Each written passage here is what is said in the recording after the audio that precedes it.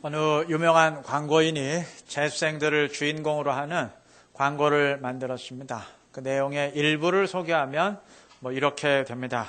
37권의 문제집을 풀었고 20권의 연습장을 다 썼습니다. 그리고 대학에 떨어졌습니다. 상자에 넣어둔 책을 다시 책장에 꽂으면서 이런 생각을 했습니다.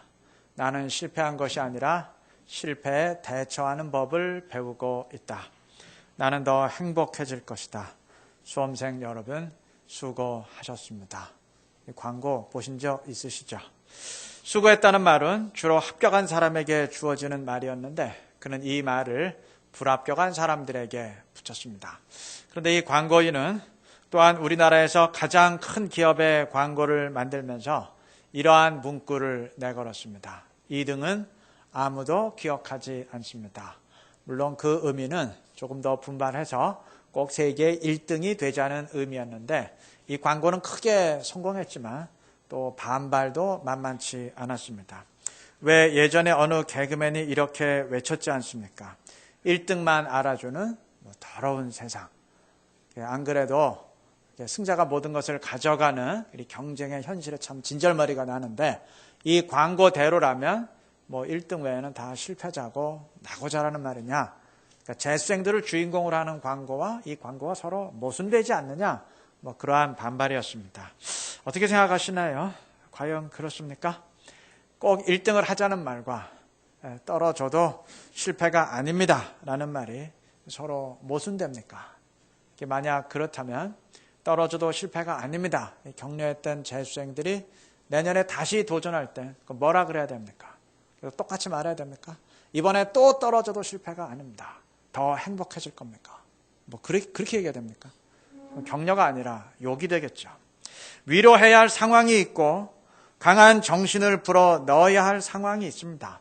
자신을 채찍질해야 하는 사람들에겐 당연히 2등은 없다라는 식으로 다그쳐야 되겠지만 그러나 10등, 20등, 꼴등을 한 사람에겐 그렇게 말할 수 없을 겁니다. 그때는 수고하셨습니다. 격려할 수 있어야 될 것입니다. 신앙의 영역에서도 마찬가지입니다. 성경은 한편으로는 죄의 삭은 사망이다. 이렇게 무섭게 선포하면서도 또 한편으로는 죄가 더한 곳에 은혜가 넘치느니라 위로했습니다. 얼핏 듣기에 서로 모순되는 것 같지만 그렇지 않습니다. 상황에 적절한 말을 주고 있는 겁니다.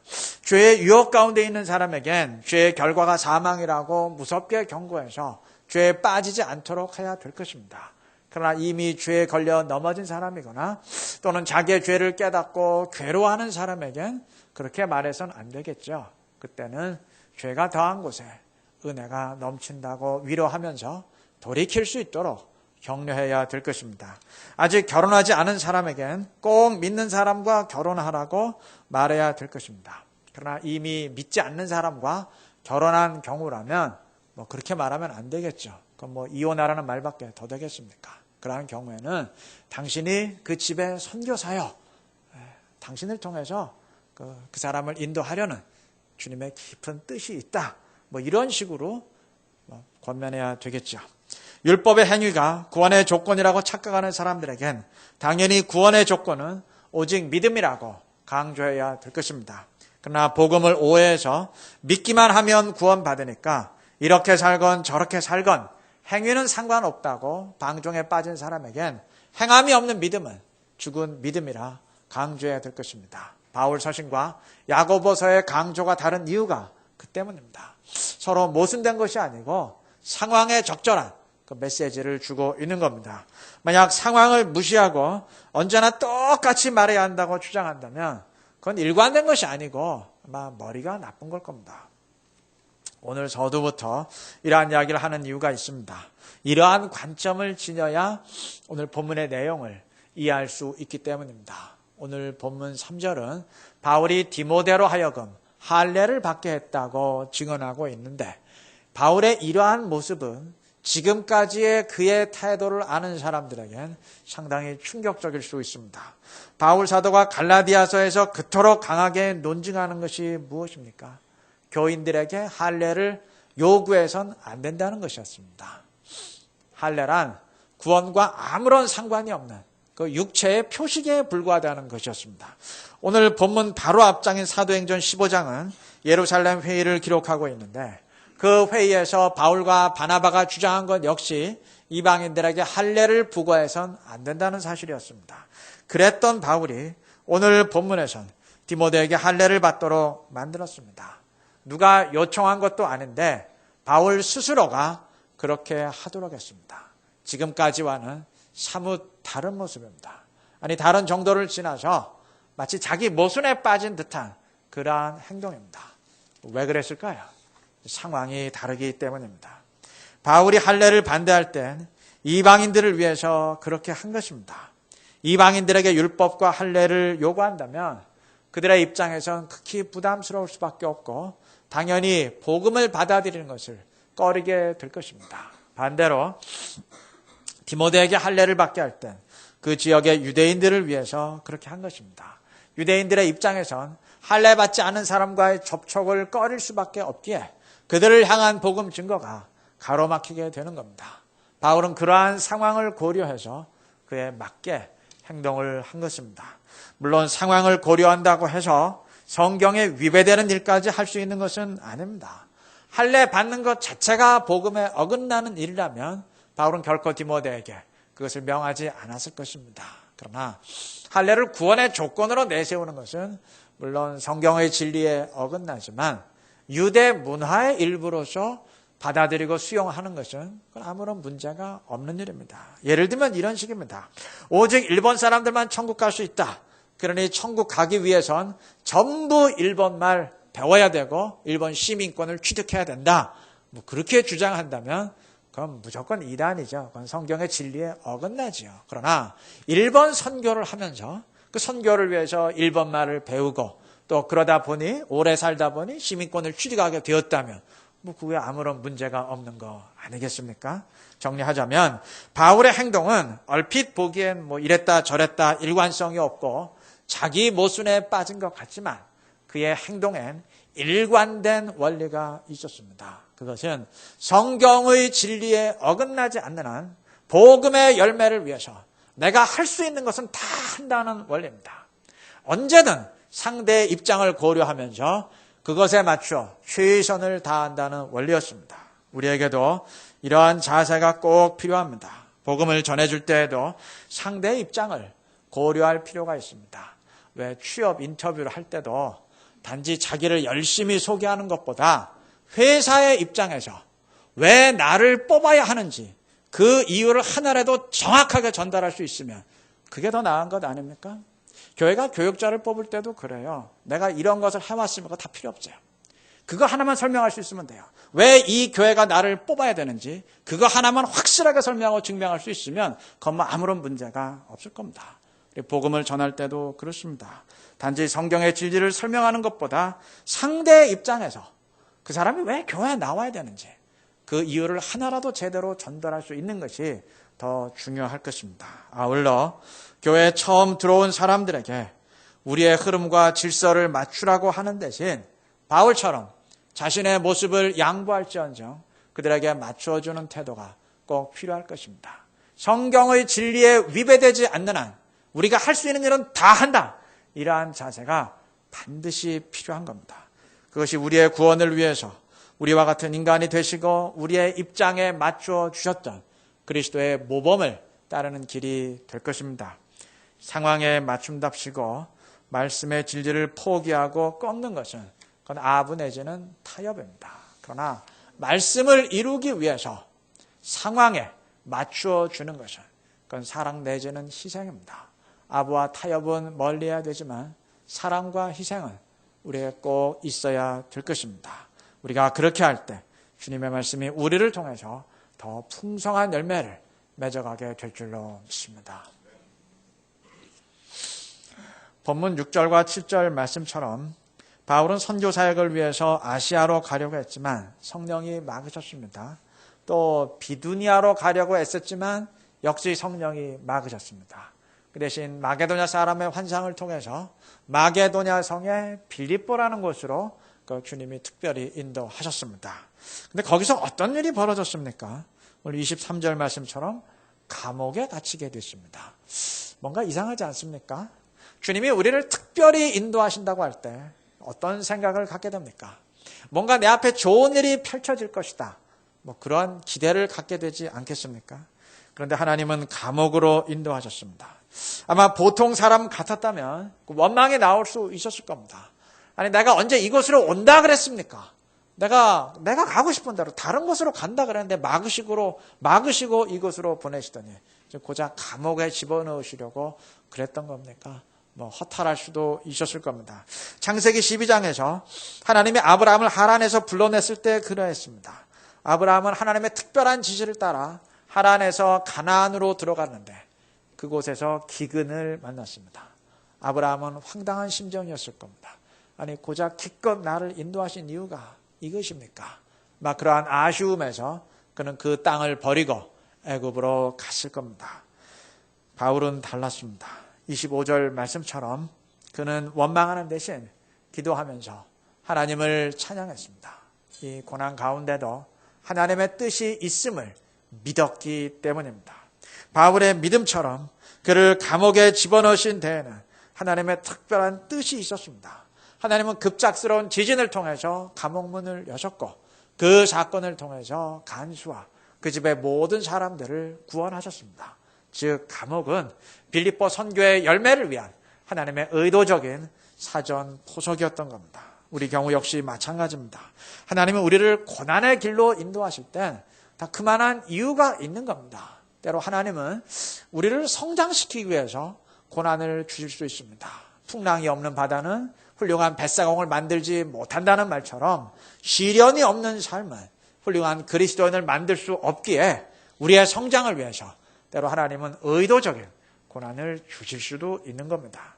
또 때로는 영적인 각성을 위해서 고난을 주실 수도 있습니다.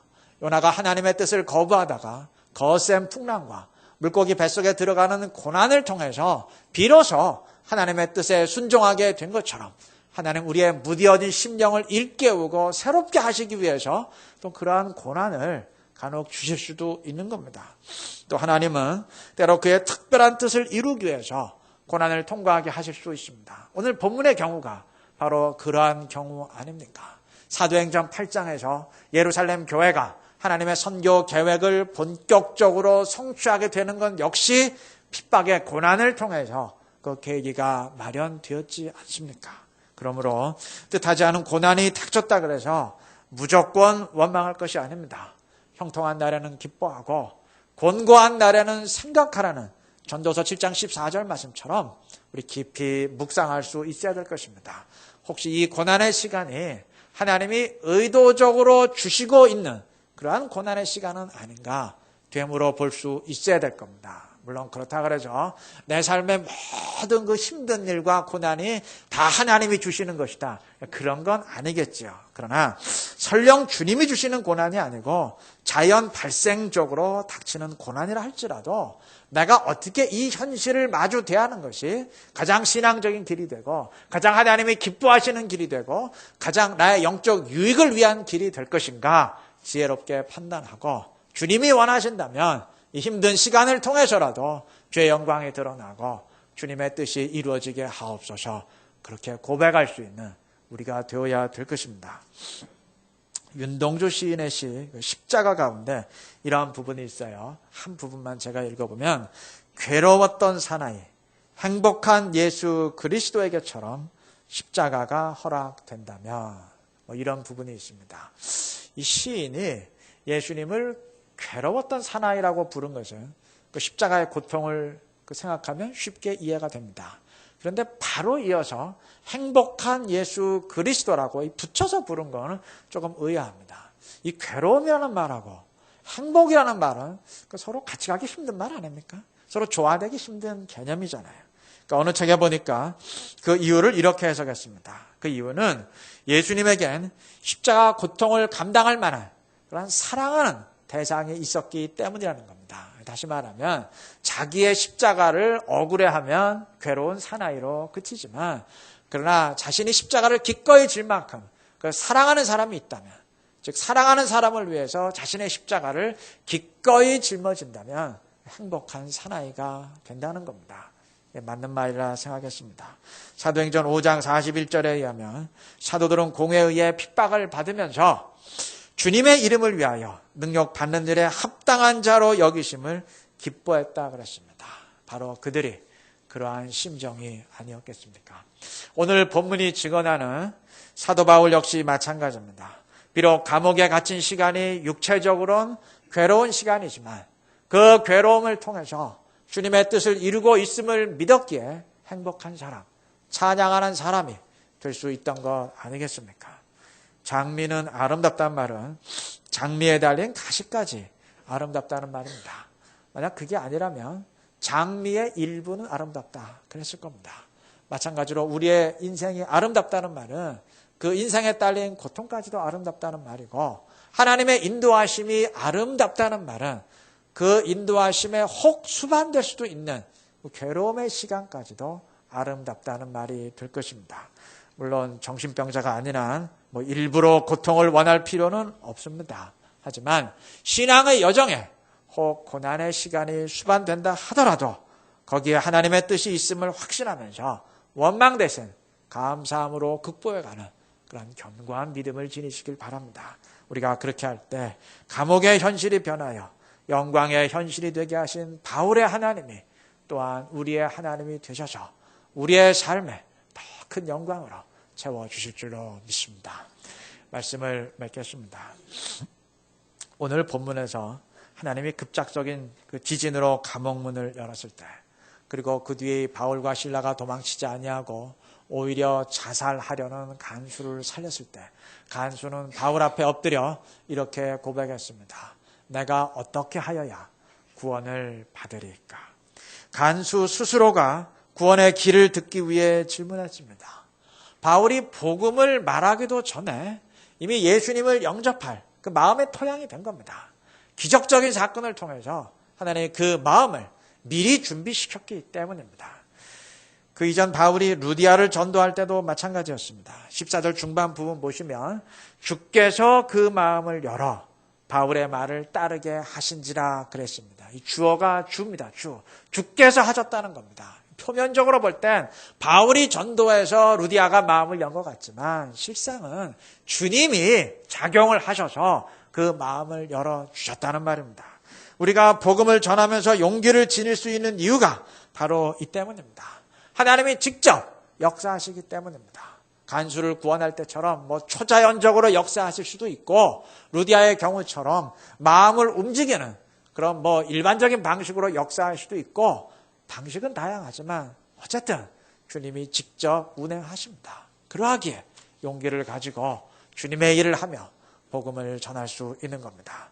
자, 그런데 32절, 33절에 의하면 우리가 너무 길어서 읽진 않았지만 간수는 복음을 받아들인 뒤에 자기 혼자만 구원받은 것이 아니고 그 집의 모든 사람들에게 복음을 전해서 그와 그 집의 모든 사람들이 다 세례를 받았다 그랬습니다. 루디아의 경우도 마찬가지입니다. 15절 말씀처럼 루디아 혼자만 예수를 영접한 것이 아니고 그와 그 집이 다 세례를 받았다 그랬습니다. 이들은 전부 복음을 전달하는 그 통로가 되었던 겁니다. 여러분, 이처럼 복음은 좋은 의미에서 전염이 되어야 됩니다. 한 사람이 복음을 받아들이고 구원을 받았으면 그 주변 사람들에게로 그 복음이 옮겨가야 됩니다. 그래서 사도행전 24장 5절에 보면 바울을 고발하는 자들이 바울을 가리켜 전염병 같은 자라 고소했던 겁니다. 바울 한 사람으로 인해서 지금 저 복음의 불길이 수많은 사람에게 옮겨 붙고 있다고 하는 그러한 의미입니다. 물론 이들은 복음을 대적하고 증오하는 차원에서 전염병이라고 욕했지만 우리는 좋은 의미에서 복음을 확산시키고 전염시키는 사람들이 되어야 될 것입니다. 근데 오늘의 문제는 그리스도인들이 전염시키지 못한다는 겁니다. 그 대신 암 환자처럼 돼 있어요. 암의 특징이 뭡니까? 병이 있는지 없는지 잘 모르죠. 웬만해선 잘 모르죠. 다시 말하면 남에게 복음을 전염시키기는 고사하고 본인 자신도 예수를 믿는지 안 믿는지 확신이 없을 때가 많아요. 주일날 교회 오는 거 보면은 내가 예수 믿는 거 맞는 것 같은데, 또 평소에 전혀 주님에 대한 의식 없이 내 마음대로 사는 걸 보면은 꼭 안 믿는 것 같기도 하고 본인도 헷갈려 합니다. 여러분, 우리가 전염시킬 수 있는 그리스도인이 되어야 하는데, 그러기 위해 반드시 필요한 전제 조건은 나 자신이 진짜 그리스도인이 되어야 된다는 겁니다. 예전에 신종 플루가 한참 유행할 때 있었죠. 근데 그 신종 플루가 전염되는 경우에도 그 사람이 진짜 신종 플루에 걸린 환자여야 그게 뭐 옆 사람에게 전염이 되고 뭐 그런 일이 벌어지는 거지, 환자인 척하고 있는 가짜라면, 아니면 본인은 환자인 줄 알았는데 실제로는 아니었다면, 아무리 그 옆에 사람들이 우글거려도 그 전염은 일어날 수 없는 거 아니겠습니까? 동일한 이유에서 나 자신이 주님과 함께하는 진정한 그리스도인이 아니라면, 내 안에 진정 은혜가, 성령의 은혜가 넘치고 있지 않다면 어떻게 다른 사람에게 흘러갈 수 있겠습니까? 전염이 될 수 없는 거죠. 오늘 본문은 바울과 루디아 그리고 간수, 이 모두가 복음을 전염시키고 은혜를 전달하는 통로가 되었음을 우리에게 증언합니다. 우리도 그렇게 되어야 된다는 성경의 메시지입니다. 우리 금광교회도 그렇게 되어야 한다는 주님의 음성입니다. 이 음성 꼭 들을 수 있는 우리 모두가 되시기를 바랍니다. 그래서 그리스도의 증인으로서 구원의 도구와 은혜의 통로가 될 수 있는 우리 모두가 되시기를 주님의 이름으로 축원합니다.